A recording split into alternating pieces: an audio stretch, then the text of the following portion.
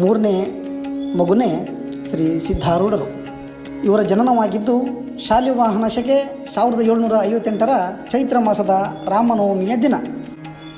ಈಗಿನ ದಿನಾಂಕದಂತೆ ಹೇಳೋದಾದರೆ 1836ನೇ ಇಸ್ವಿಯ ರಾಮನವಮಿ ಎಂದು.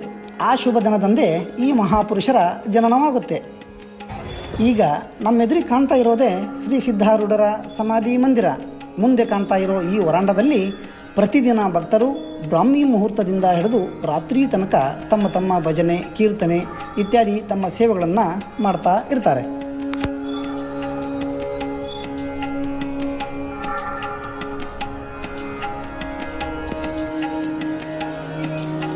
ಅಂದ ಹಾಗೆ ಅಂದಿನ ಕಾಲದಲ್ಲೇ ಈ ಸಮಾಧಿ ಮಂದಿರವನ್ನು ಹೇಗೆ ನಿರ್ಮಾಣ ಮಾಡಿದ್ದಾರೆ ಅಂದರೆ, ಮಂದಿರದ ಮುಂದಿನ ಖಾಲಿ ಇರೋ ಜಾಗದಿಂದ ಎಲ್ಲಿಂದ ನೋಡಿದರೂ ಚೆನ್ನಾಗಿ ಗುರುಗಳ ಮುದ್ದು ಮುಖ ಕಾಣೋದು ಇಲ್ಲಿನ ವಿಶೇಷ.